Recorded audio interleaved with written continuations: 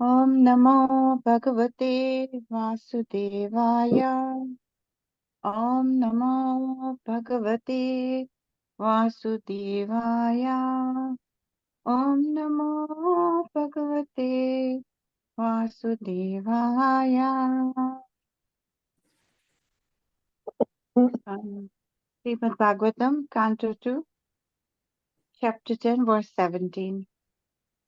Pranena kshipita kshutrad antarajayate vibhuhu vipasato jaksatascha pranmukham nirapidyata.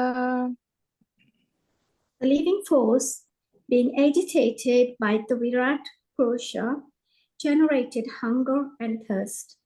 And when he desired to drink and eat, the mouth opened. Verse 18. Mukhatas talunirpinnam jiva tatropajayata tatto nanaraso jajne jivyayo digamyate. From the mouth, the palate became manifested, and thereupon the tongue was also generated. After this, all the different tastes came into existence so that the tongue can relish them. Verse 19.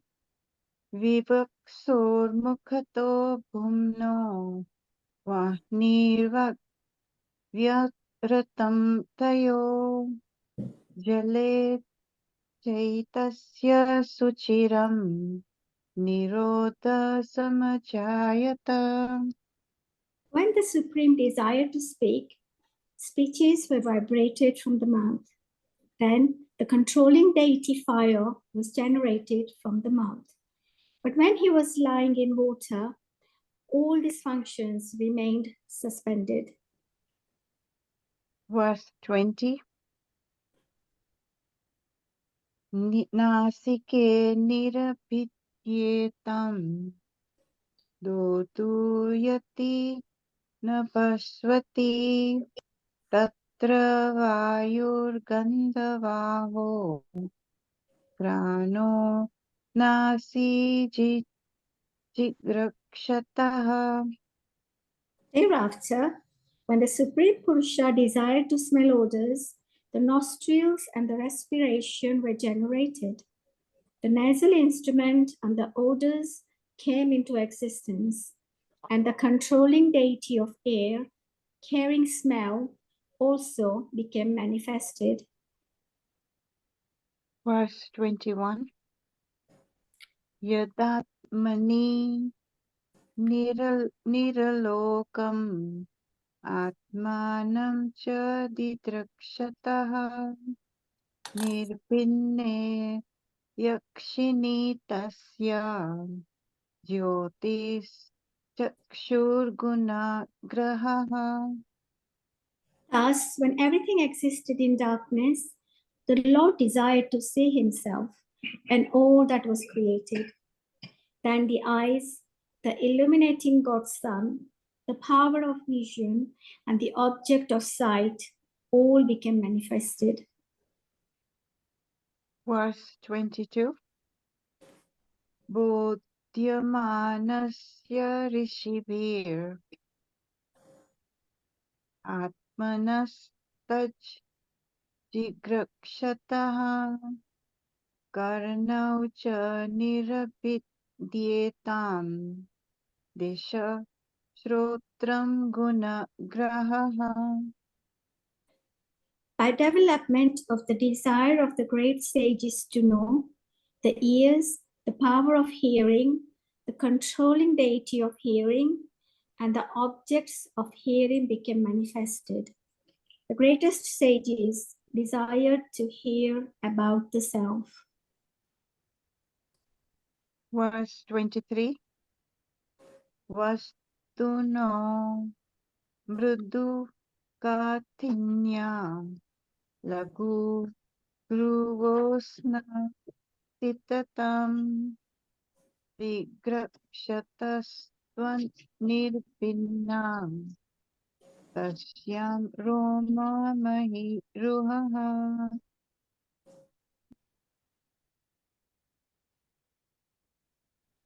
तत्र कान्तर्बहिर्वातस्त्वचलब्धगुणो वृथः. When there was a desire to perceive the physical characteristics of matter, such as softness, hardness, warmth, cold, lightness, and heaviness, the background of sensation, the skin pores, the hairs on the body, and their controlling deities, the trees, were generated. Within and outside the skin is a covering of air through which sense perception became prominent. Verse 24. Hastau ruruhatustasya nana karma chikirsaya tayostu balavan indra adanam ubayashrayam. Thereafter, when the Supreme Person desired to perform varieties of work, the two hands and their controlling strength, and Indra, the demigod in heaven, became manifested, as also the acts dependent on both the hands and the demigod. Verse 25.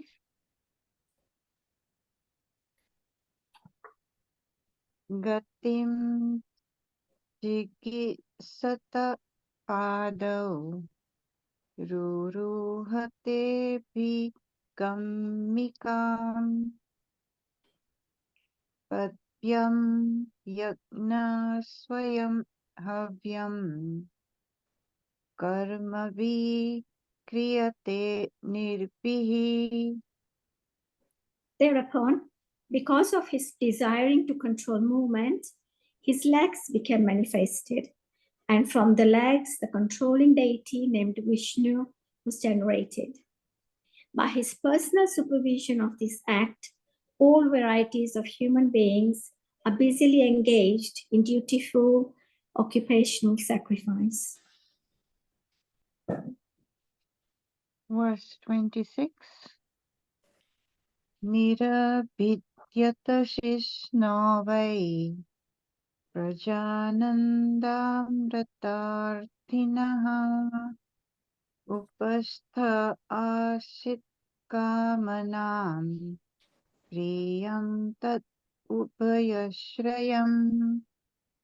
Thereupon, for sexual pleasure, begetting offspring, and tasting heavenly nectar, the Lord developed the genitals, and thus there is the genital organ and its controlling deity, the Prajapati. The object of sexual pleasure and the controlling deity are under the control of the genitals of the Lord. Verse 27. Utti shrikshor dhatu malam nirabhidyata vai gudam tatha payustato mitra utsarga ubhayashrayah. Thereafter, when he desired to evacuate the refuse of eatables, the evacuating hole, anus, and the sensory organ thereof developed along with the controlling deity, Mitra. The sensory organ and the evacuating substance are both under the shelter of the controlling deity. Verse 28.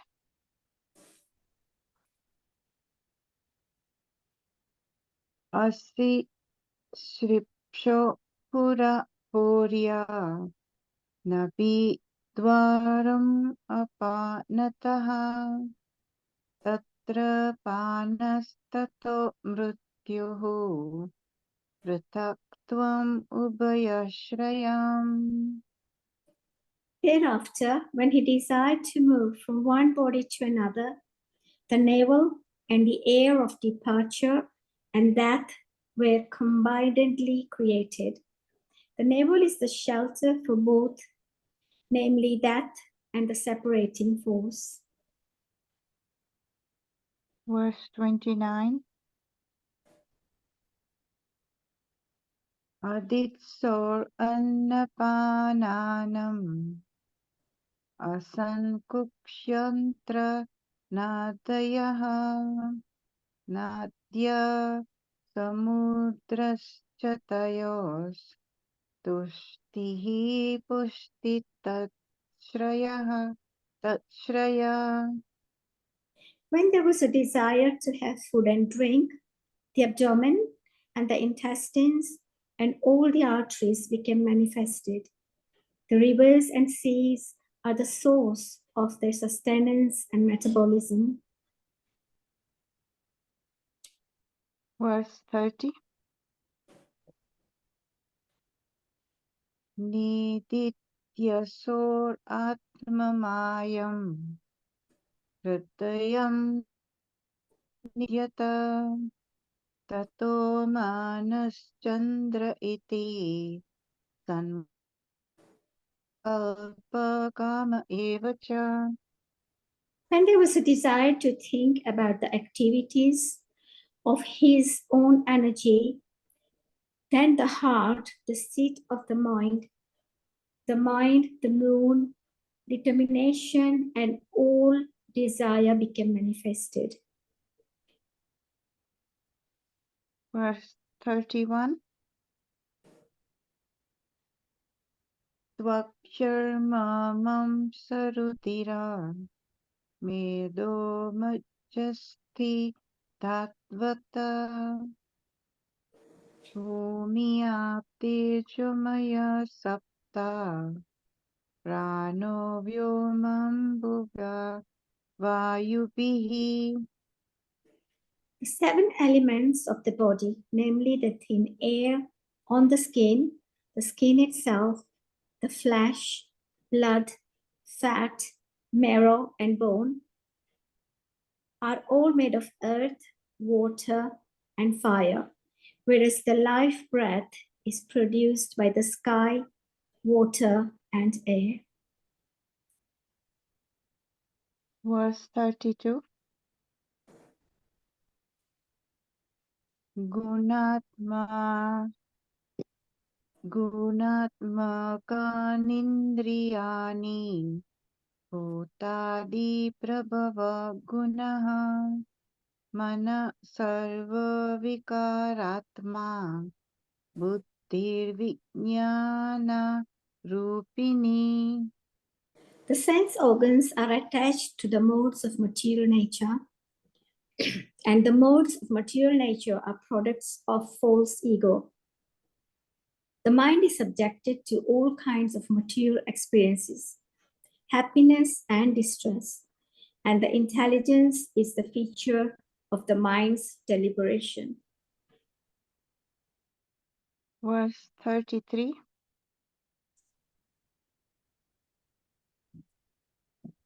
Etat Bhagavato Rupam Thulam te vyaratam maya maya divischavaraner astabir bahir avratam. Thus, by all these, the external features of the personality of Godhead is covered by gross forms such as those of planets, which were explained to you by me.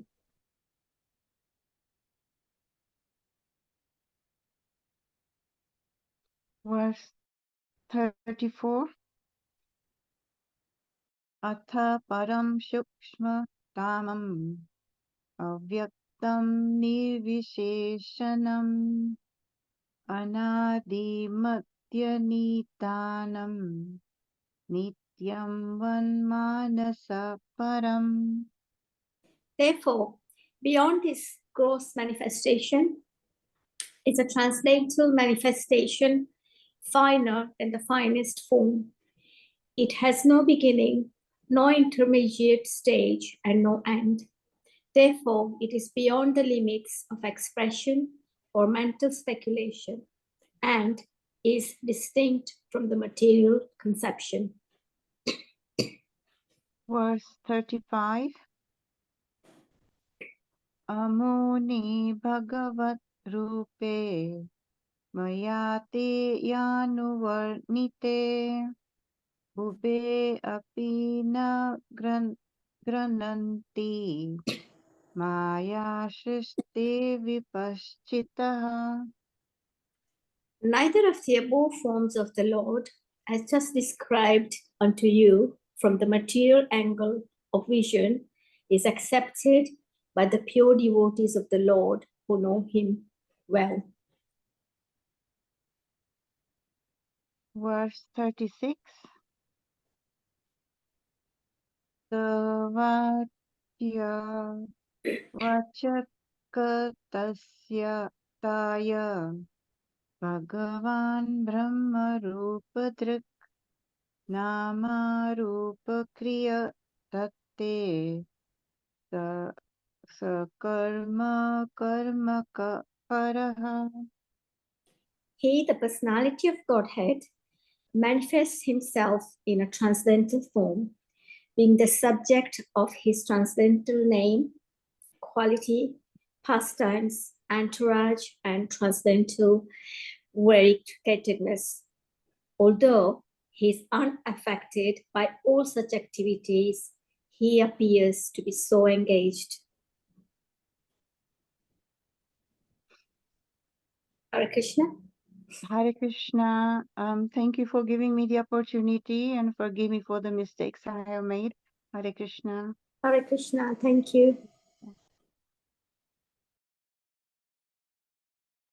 Hare Krishna, dear devotees, please accept my humble obeisances. All glories to Srila Prabhupada. Thank you for the lovely recitations, both Matajis. Please, today I've been told to do 3 verses. So with your blessings, please give me the blessings to do these verses properly today, dear devotees. Let's start off with our prayers today.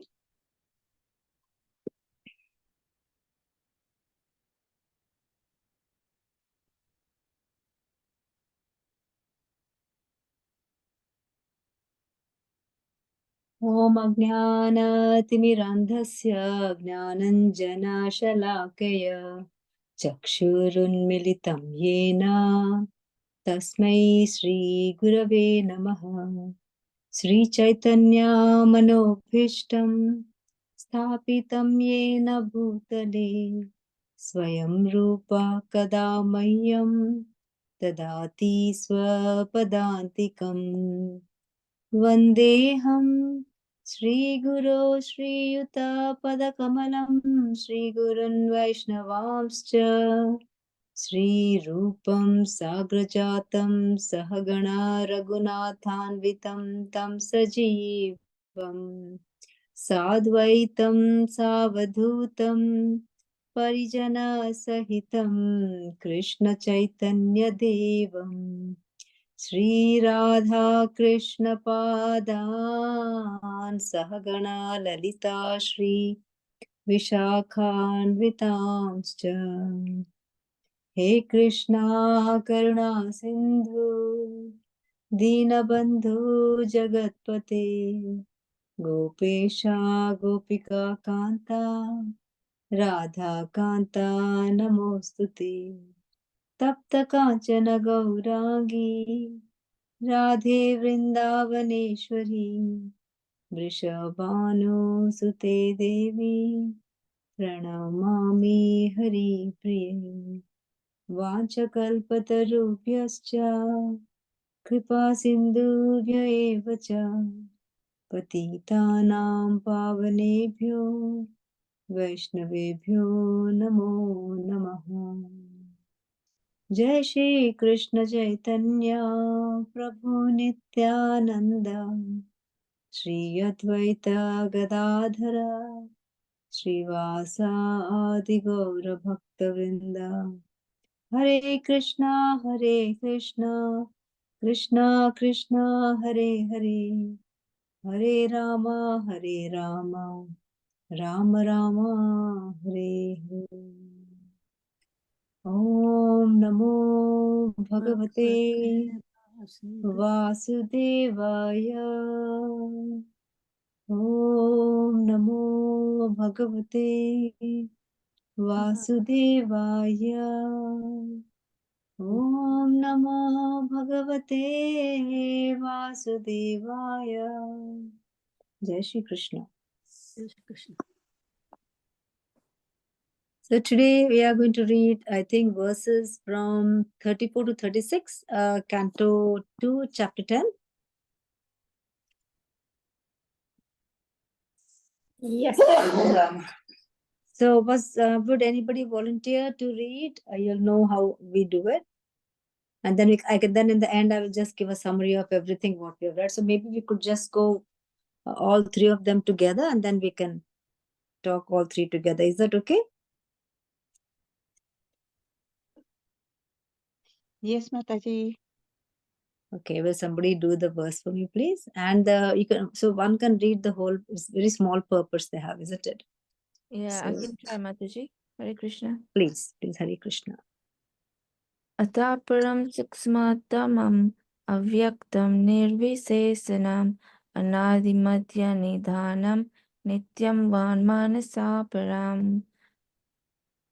And the translation, therefore, beyond this gross manifestation is a transcendental manifestation finer than the finest form. It has no beginning, no intermediate stage, and no end. Therefore, it is beyond the limits of expression or mental speculation and is distinct from the material conception. Puppet.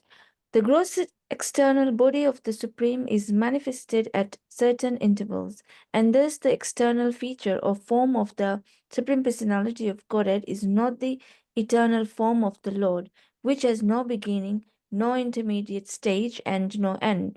Anything which has a beginning, interim, and end is called material. The material world is begun from the Lord, and thus the form of the Lord before the beginning of the material world is certainly transcendental to the finest or the finer material conception. The ether in the material world is considered to be the finest. Finer than the ether is mind, intelligence, and false ego. But all eight of the outcome coverings are explained as outer coverings of the absolute truth. The absolute truth is therefore beyond the expressions and speculation of the material conception. He is certainly transcendental to all material conceptions. This is called nirvisesanam. One should not, however, misunderstand nirvisesanam as being without any transcendental qualifications. Visesanam means qualities.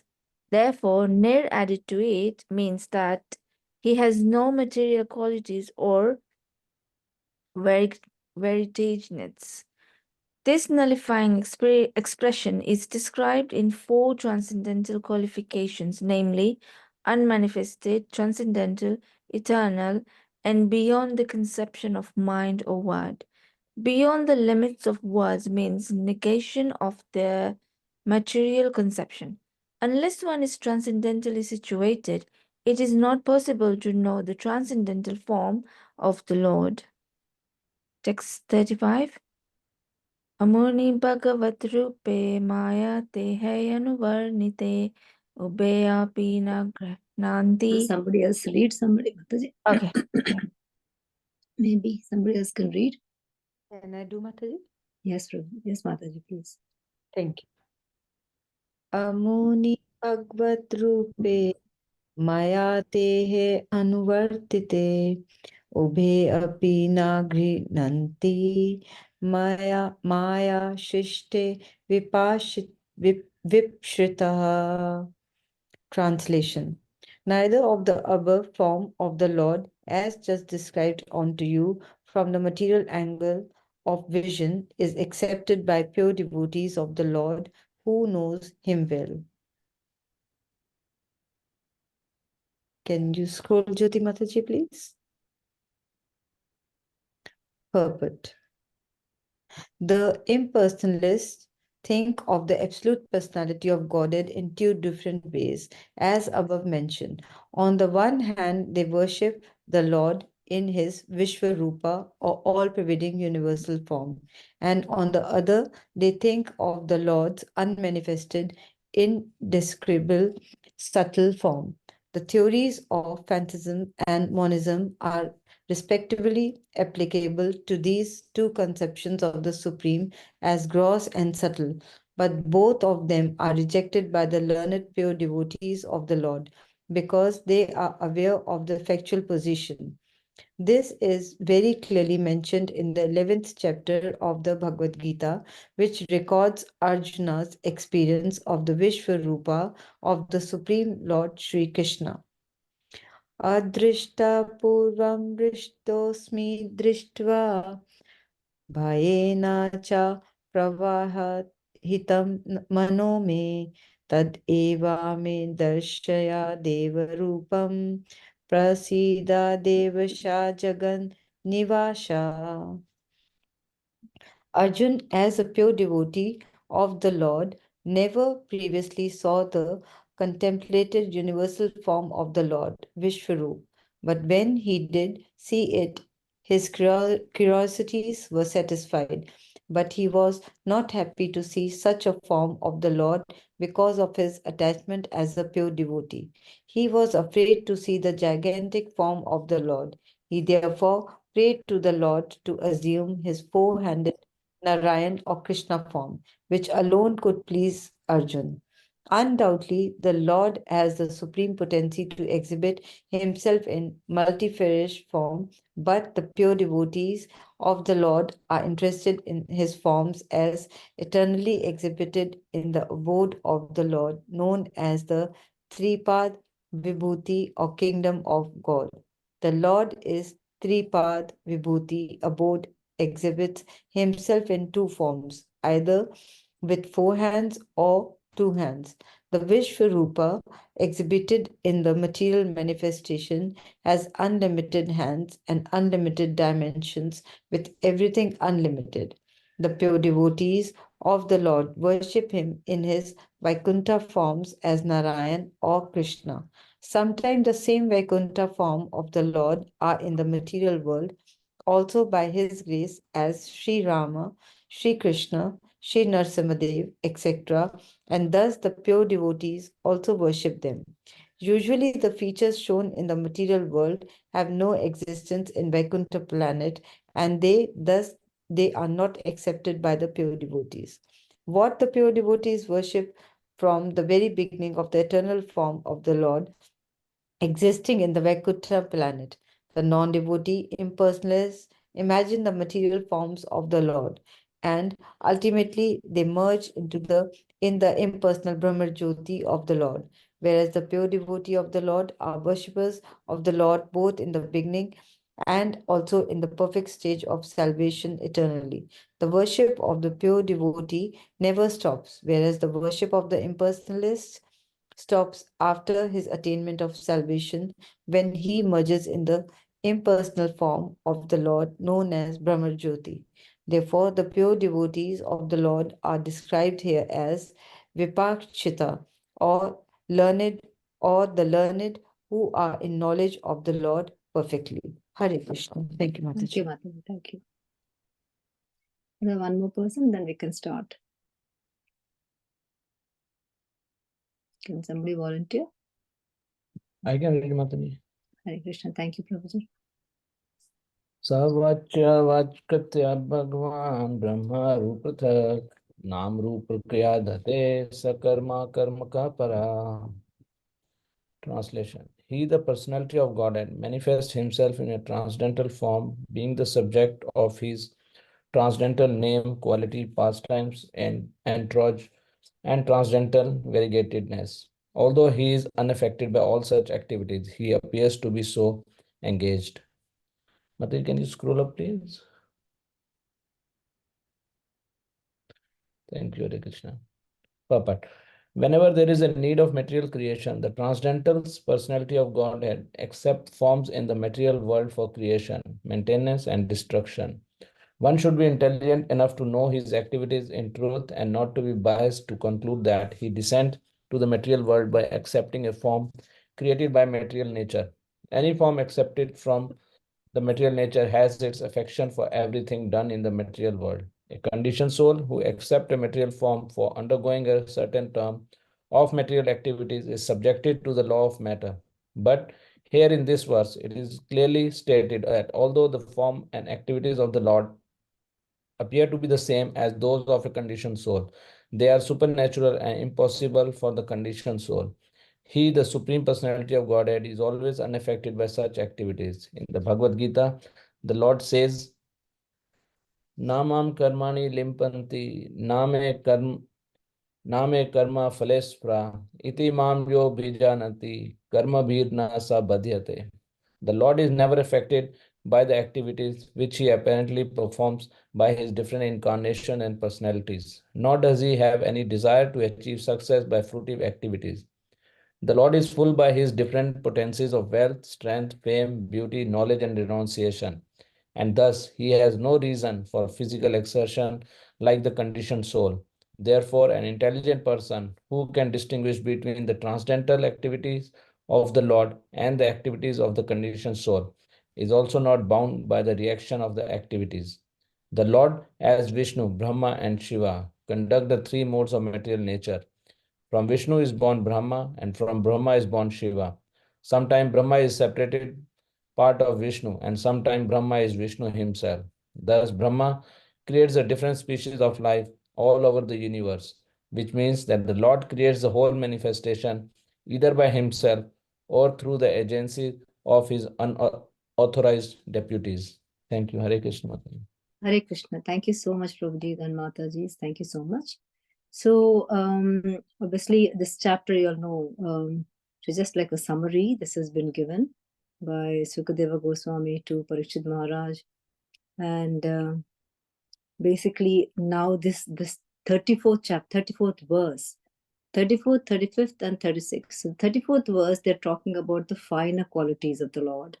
So up to now, they spoke about the gross qualities. So I'm sure by now all of you all know what are the gross qualities, and how the Vishwarupa was formed. And then we started with this chapter with all the 16 items required, all the like fire, water, earth, air, and from that came sound, form, taste, smell. These are all the gross qualities. So just to remind you again quickly about the gross qualities, the eyes and ears, nose, tongue, skin and mind. And from the interactions of all these, again, we have this material nature.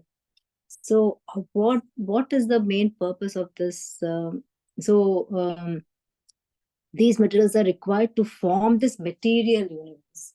So this material universe is the one which is formed from Karna Daksha Vishnu, and from him comes the lots of universes, and into that, from Karna Daksha Vishnu again, Vishnu goes into each universes and then forms a Garbhodaksha Vishnu, and then Garbhodaksha Vishnu goes into each universe and finds all darkness, and then obviously through his perspiration, then you have this causal sea, and which he lies over there, and from his navel comes Brahmaji, from the lotus, and from the lotus then Brahmaji. And then obviously Brahma is meditating, and then he creates this whole world. He's been given the orders to create the whole world, and then into each and every living entity we have the Kshiradakshaya Vishnu going into it as a Paramatma or the soul. So that is the main thing over there. But what you'll have to understand is that when we see this Vishwarupa, the big Vishwarupa, how it is formed, how the Vishwarupa forms the living entities, is all that has been explained in this last 35 verses. From there, each and every bit of the energy basically used by the Lord to create this material universe. Over there, obviously you'll know what Narayana is, where over here they show that God is in the perfect human form, or the perfect form, and that's why he's called as the Nara, as a human form. and he's lying in this water, so it's called as Nara. And this water from where he's lying is called the Nara, and because he's lying down, it's called Narayana. So we know that is one of the verses over there you saw. And then what happens is all these material ingredients are required to form the whole of the universe. Now what happens is the Lord lying on his bed, obviously then he generates this this energy or the Samanal symbol. From there you have this energy, and with the Prakriti it gets agitated, and then he actually puts in these different varieties of living entities. And all these things, all these living entities comes from the Lord himself. So basically you should understand that the Lord is there in every living entity. And then what happens after he manifests all these living entities, then he also has all the energies which to control these living entities, and also the different modes of three different modes of material energies. You'll have the mode of goodness, the mode of passion, the mode of ignorance, all come from the ahankara. So it's like an adulterate form of because they all come from the mode of ignorance. That's why it is always adulterated. Even the goodness is also adulterated. Now from there what happens is we should understand that then the lords from the elements, from the elements, from the sky you will have the major forms like the sense energy, your mental force, your bodily strength, and all this total form, total energy is come from the sky. Now when this total energy wants to move, then all the living entities will start moving. When the total energy does not move, then the living entities will not move. So when what the tries to, how do we get this different now this Virata Purusha is a big form, big, we cannot even fathom how big it is. But how the structure, each structure is formed, is described in each of these verses.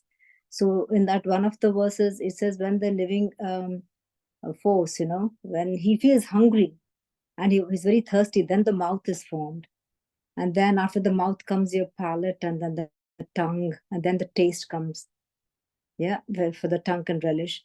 And then when the Supreme Personality wants to desire to speak, then the speech comes out, and speech controlling deity is fire.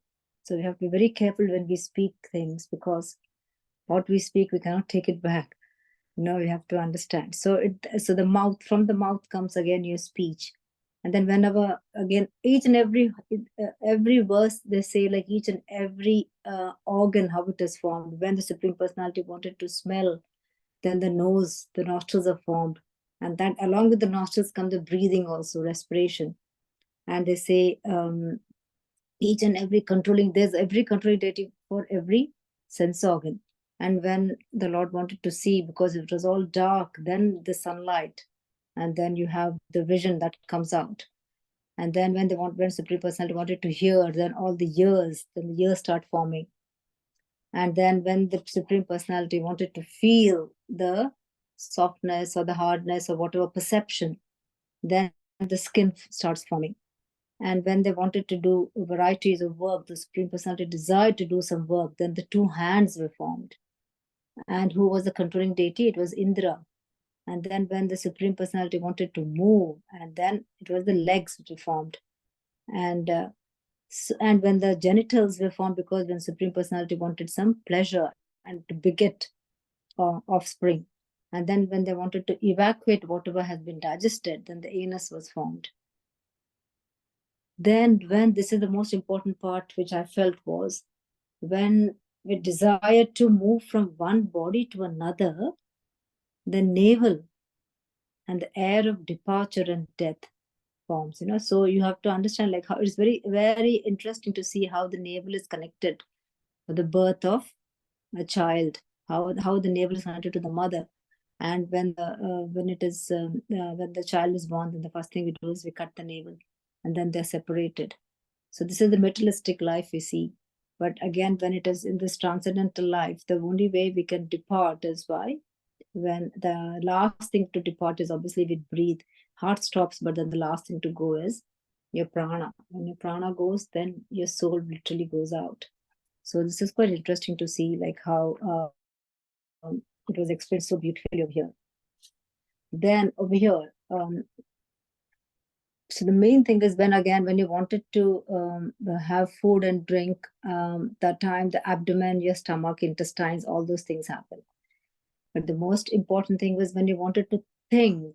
When you wanted to think, that is when your heart, your mind, your determination, those all started forming. So what they say, in the heart, it is the seat of the mind. So your heart is the most purest, but mind can be a little bit, it can be really mixed up, but most purest is the heart. So anybody who does anything by heart, I mean, obviously people can see through and through, but anybody who does by mind, you can never know what is behind the thoughts of a person. It is quite tricky, but if somebody is very pure at heart, they come out very, very clean.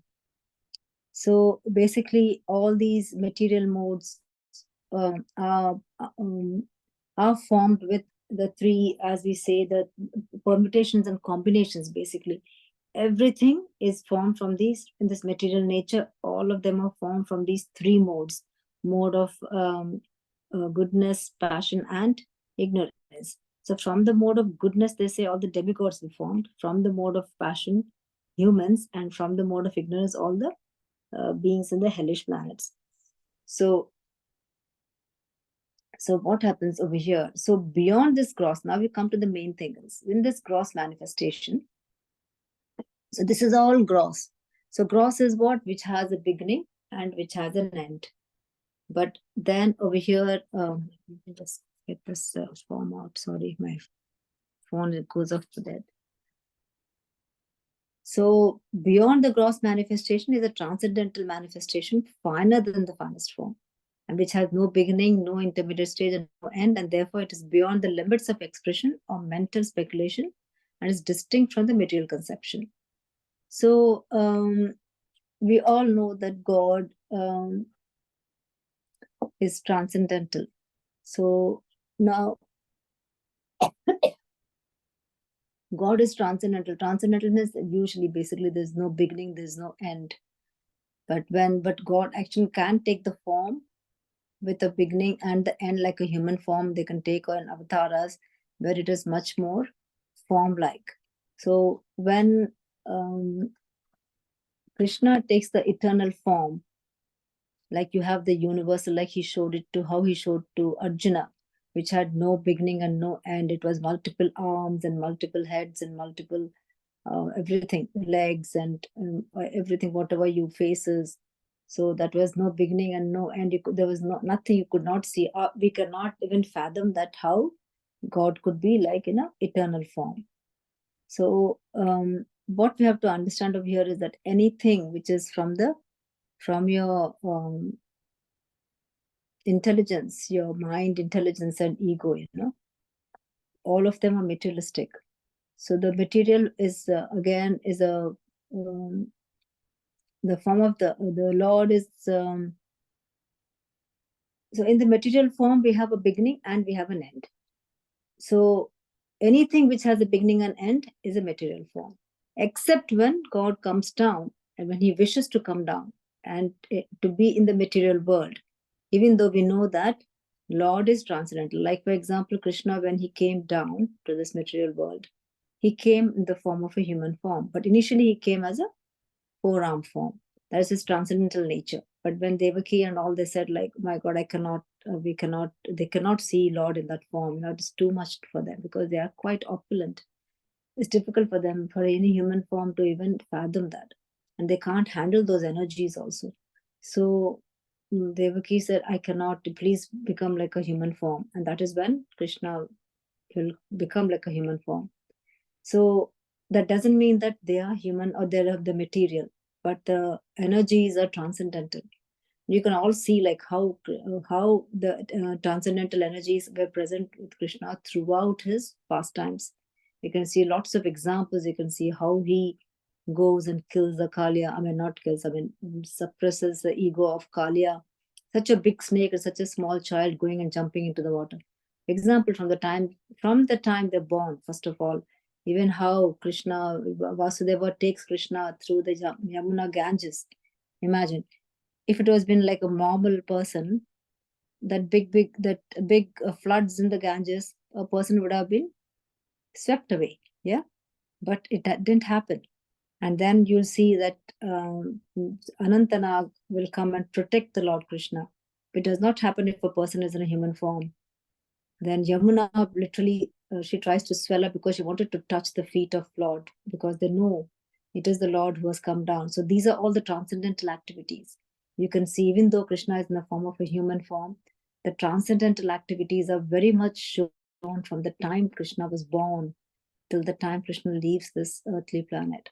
You can see every pastime of Krishna, how that Krishna tries to be in between, tries to be like a human, try to take in all the moods, playing with the gopis, playing with mother, playing with friends, playing with all his cowherd mates, with the cows and with the animals, everything.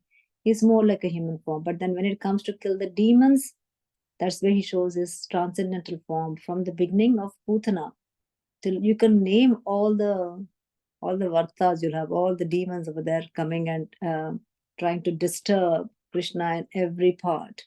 And that is the time when you see like how Krishna is showing his transcendental form. Even for example, killing Kamsa. Kamsa is a big fighter, big warrior. But Krishna at the age of 14, imagine, 14 is nowadays when you see it, it's like a young adolescent boy.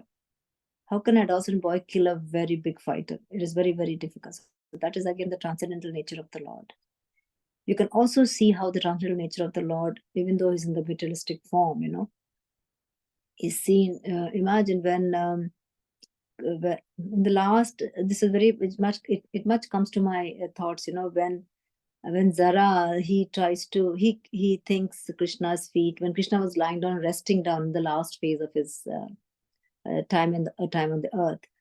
He was lying down and just resting, and then the Jara thinks him with his foot to be deer or something, and then when he shoots him, obviously it hits the heel, and then Krishna would wanted Arjuna to come, and when Arjuna obviously he comes after a long journey, he comes and sees Krishna, but then when Krishna was going away, right? I mean, Arjuna's bow, Gandiva, please correct me if I'm wrong. I'm just thinking like over here, when just trying to see the transcendental energy of the Lord is when Krishna, when Arjuna goes, he tells Arjuna to go back and he has to go and fight a lot of people. But then he loses all the battle because all the energy was with, when Krishna was there with Arjuna, all the energy was there with him. Same thing imagine the battlefield of Kurukshetra. These are only 5. I mean, look at their armies and look at the armies of Duryodhana. They were huge, but they were only 5 soldiers here, 5 brothers. And with Lord Krishna, they fought the whole army. It was only because the transcendental nature of the Lord. So these are the things what they're trying to say is the transcendental nature of the Lord is never ending. So in the material world, what is finer thing is ether. Ether is the finest. Water has a form, earth has a form, air is still, you can feel it, but more finer than air is ether. And more finer than ether is what? Your mind, intelligence, and false ego. So imagine how fine the mind is, but still it is material. So that's the finest material we can see. And all of these are covered inside, above the body. So these are material things. What is there inside, we have to see now. So when they say that the Lord is Nirvisheshanam, that means there are these qualities we have is where Lord is never manifested and is quite transcendental, is eternal, and is beyond the concept of mind. That means you cannot feel these things. Sometimes you feel like there's somebody around you or some presence is there. So that is like, again, it is, I mean, you feel it, but that's the only, because your feeling is also material over here. But then the things we can't fathom is what all of us are materialistics, actually. This whole world we're living in is material. So it is so difficult to say what is not material, how to think what is not material. You can only imagine that something as thin as ether or thin as air, but it is still existing. And that is how transcendentalism would be like that. So the feeling or the conception that they are not materialistic, but they are in the air. It's difficult to explain, but this is what I feel as it is eternal. So something which is everlasting, something which is beyond our conception. So so Krishna, I mean the Lord, the Supreme Personality of Godhead, Godhead is always, as we said, in two forms, like most of the time, whether it takes a rupa or a guna or a rupa, and the other one is without any rupa. So, but people who are impersonalist, obviously, they can observe these are the forms. They can see whether the person is having a form or no form. Whereas a devotee will always want to think, why will a devotee will not even accept these forms? He will not even think, because he's the way how a devotee thinks Krishna as his original form. So he will not accept anything else other than the original form. And the original form is where Krishna lives in his own kingdom in Goloka Vrindavan, or in the Vaikuntha Loka, where Vishnu is in the Vaikuntha Loka, or Krishna is in the Goloka Vrindavan. These are the only forms acceptable to a pure devotee. The rest of the forms, the pure devotee will not even accept it. He won't even care, basically. And that is the main thing. Whereas that's the main difference between a devotee and a impersonalist. So a impersonalist will feel very happy. What they think is that after some time, when they get salvation, they get joined with the Lord. They get they mingle into the Lord and they become Brahma Jyoti, they think. Whereas we know that Brahma Jyoti is all outside of the main kingdom of heaven.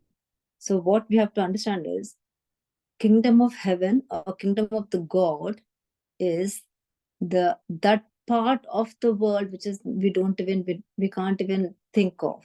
So it is like 3/4 of the material universe. So we are only a small planet over here. We are only one earth we are living over here. And in that earth, we are living in this one small area where our 2 feet are kept, whatever it is. Whereas imagine so many, as Lord Chaitanya Mahaprabhu had said, like, imagine a bucket full of mustard seeds, and one mustard is the planet which we are living in. And out of that, 1/4 of the bucket is the material universe. Like how we have our planet, this is only part of a small universe we are. Out of that one universe, we are a part of the universe. Imagine, like that way, multiple universes is one mustard seed. Okay, and out of that, how many multiple universes is the material energy? That is 1/4 of the bucket. And beyond that, 3/4 is the spiritual energy or the kingdom of God. So that's why over here they say as Tripada Vibhuti. Tripada means 3/4. Vibhuti is the kingdom of the 3/4. So one Pada Vibhuti is material universe. Whereas Tripada is 3/4 is spiritual energy. So that is where the Lord's internal potency stays there. So the external potency or the internal energy. So the internal energy is where Lord is in the form of, in the Vaikuntha, he's in the form of four-handed form or the 200 form in Goloka. So that is the form which the pure devotee always wants. And the pure devotee would never want to be, he will never want to be, he knows that he's always the servant of Krishna. Okay, he always want to serve Krishna. So he would never want to mix with Krishna. Whereas an impersonalist always feels that they can attain salvation by mixing with the Lord. That is their thinking.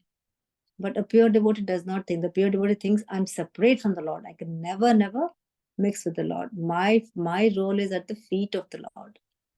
Okay, so that's one of the major differences over here, we say. So we have to understand that Lord also comes, down to his to this material world in the Vaikuntha forms. So all this, the 400 forms or the 200 forms, they come like in the form of Ramachandra, Krishna, Narasimhadeva. I mean, the lots of incarnations of the Lord, who they come, they are the Vaikuntha forms.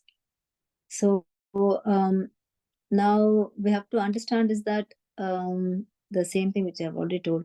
Yeah. So the pure devotees who actually understand that, who know that the knowledge of the God, who knows the knowledge of the God, knowledge of the Lord perfectly, they can understand the difference between the transcendental form and the material form, and what a pure devotee wants. These are called vipaschita. Vipaschita is a devotee who knows the knowledge of the Lord perfectly, who knows that the Lord exists in these Vaikuntha forms. So they are the ones, they are the pure devotees. So they never ask for anything more. So that is why all the pure devotees are, you see, in Krishna consciousness, we always worship the Lord in the Vaikuntha forms. We do not worship any other things in such a way that, so that you get, as a materialistic person, you get used to, this is the life you're going to have. After several, lots of rebirths, if God has been showing mercy, then you might get away from this birth, in this one birth. But otherwise, by doing good things, good deeds, then we might need not take so many births. But then our main destination is to go back to Godhead, where we need to go to the Tripada Vibhuti. That's the place we need to be there. And that is where we are practicing here, so that we form and we serve the Lord in that form, so we can at least a soul will remember how to serve the Lord. And when we go there, as we know, there is no time over here. Time is a limiting factor on this material earth, but there is no time factor at all in the Tripada Vibhuti, and there is no there's no birth, death, and old age and disease, as we find in this material universe. And there is no creation and annihilation at all. So all these things which we see in this material universe is never there. So what happens in the this is the second verse which we are trying to talk about, where Krishna, how do we serve Krishna? How do we pray to Krishna? The 36th verse, it says is that over here, then Krishna is the, we have to, how do we how do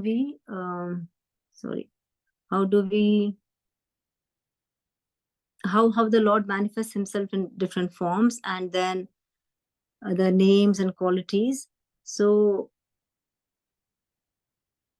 when we see the Krishna, the Canto 10, where we see how the different pastimes of Lord Krishna, and plus all the avatars of all Krishna,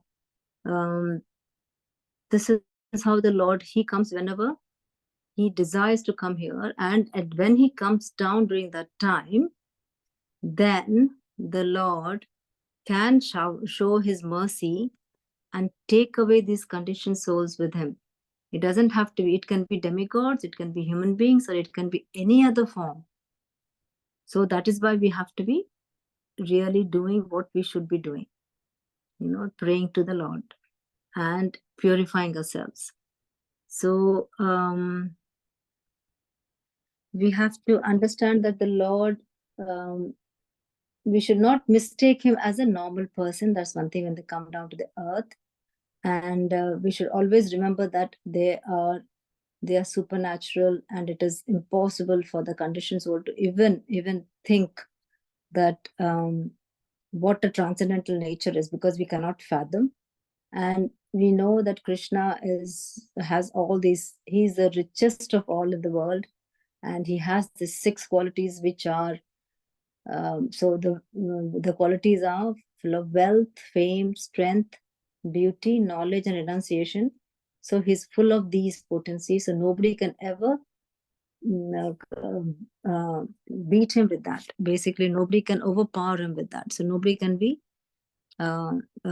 stronger than him, or nobody can be wealthier than him, or nobody can be more popular than him, nobody can be more beautiful than him, or nobody can be more intelligent or having knowledge than him, and nobody can renunciate than him. So you have to understand that so he's the most powerful person in this creation. Basically, this is the material creation, but in all the creations. So we have to also understand that when the Lord comes down over here, this whole creation and annihilation happens in one day of Brahma, which is many thousands of years. And when Brahma's whole lifetime goes off, that is, he lives for 100 years. I hope I'm doing the right calculation. Please correct me. Then again, the whole world is, the whole creation is destroyed totally. And then again, the whole thing starts off. So we have to know from Vishnu, we have seen that from Vishnu, Brahma is created.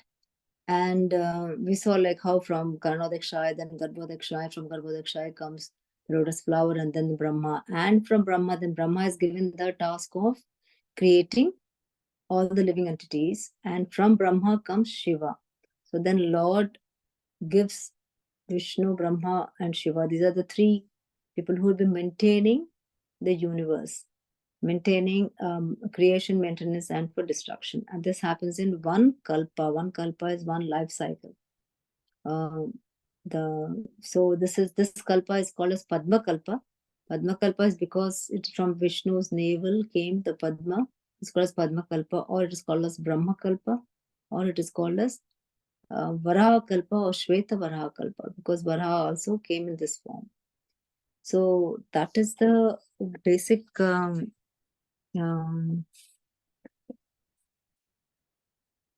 in short, the 3 verses. Please forgive me if I've said anything. Please correct me where I've done anything wrong. So I'll open the floor for questions.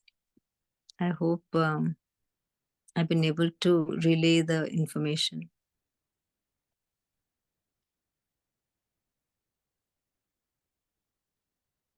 So I thought I should also take this opportunity to say something about, so just to pause for a prayer, which Sukadeva Goswami had said in Srimad Bhagavatam 2.4, 15 to 17, where he offers the prayers to the lordships.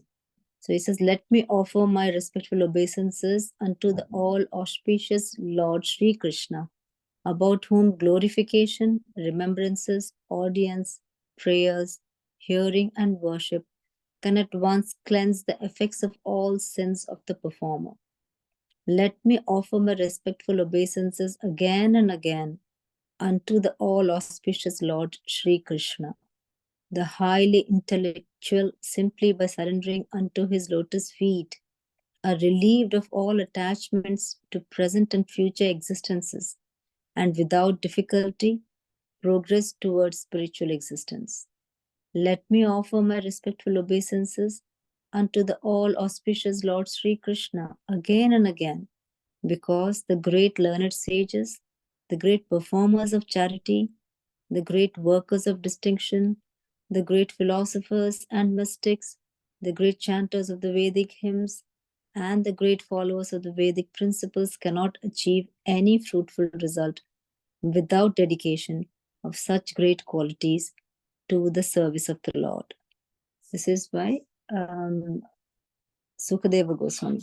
I just wanted to tell one important thing I thought was, so we have to remember that when we are in this material nature, we have to follow the law. We have to abide the law. If you do not abide the law, then we are in trouble. So that is the principle, basically, in a way. So the right situation for all the living entities, they have to go by the law. So they have to obey the law. And when they obey the law, then what happens is they are in the perfect peace of mind. And then they're protected by the Supreme Personality of Godhead. But if you don't obey the law, then obviously you're in the wrong direction. So everything, whatever you do, there are rules and regulations.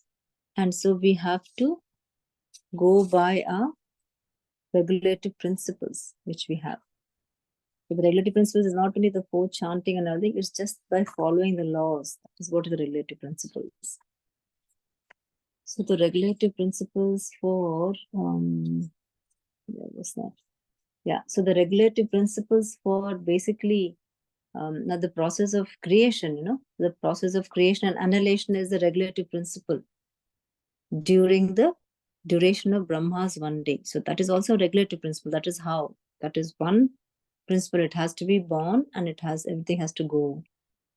And is also the regulative principle in the creation of the Mahat, the major energy in which the material nature is dispersed. So we have to understand that we have to go by the rules and regulations for things to work smoothly. Otherwise, we always find ourselves in rot. We get distressed. We become so much of kuntha, there's so much of anxiety. Then we cannot be at peace. Hare Krishna.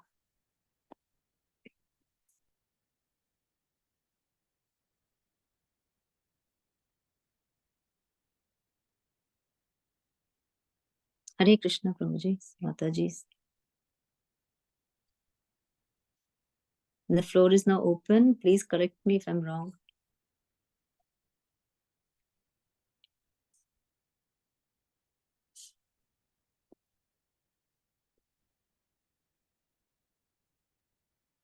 Hare Krishna, Mataji. Hare Krishna, Mataji. Hare Krishna. All I wanted to say is that thank you so much, Mataji. It was a lovely class. Thank you so much. Thank you so much. I Hare hope I was able to. Yes, it was. Yeah, I've managed to follow it. So thank you so much, Mataji. Thank you so much. Thank you, Mataji.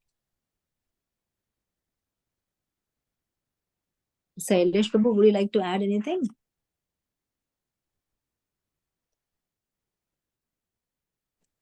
Krishna. Hare Thank Krishna. you. Everything is fine. Just a couple of points. I mean, there are quite a few points, but I'll just pick up on a couple of points. To be honest, I don't want to go through all of them. One point you mentioned, Mamta, was that devotees don't accept any other form of Krishna. It's actually slightly wrong way of saying it.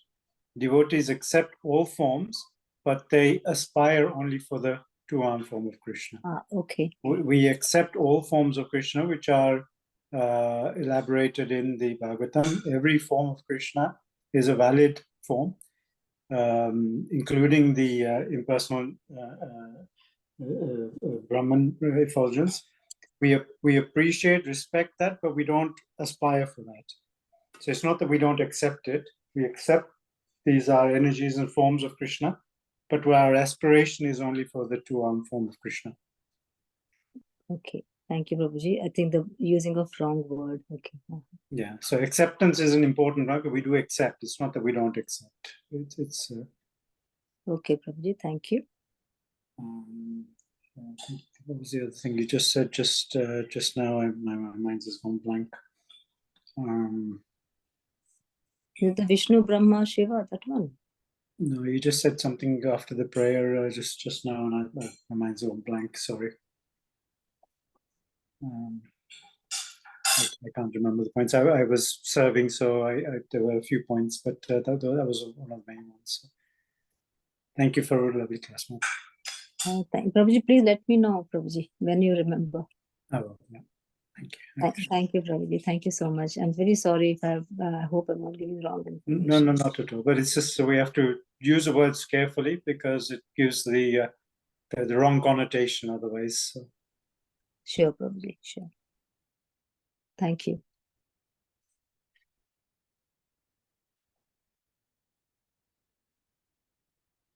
Anybody else would like to?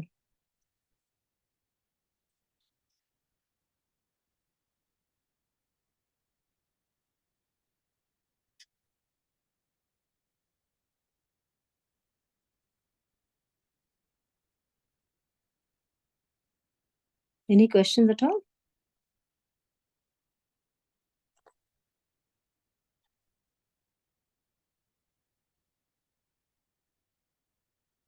So should we end the class with prayers from Mataji's and Prabhuji's?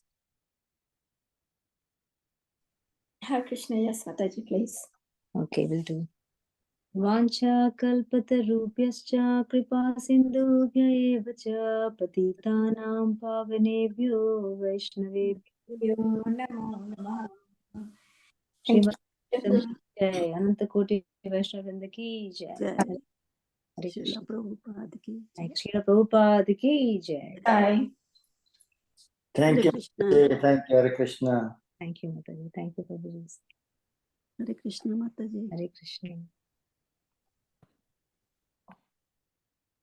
Thank you, Mataji. Hare Krishna. Thank you so Hare much. Krishna, Mataji. Thank you so much. Lovely class. Thank you. Thank you so much.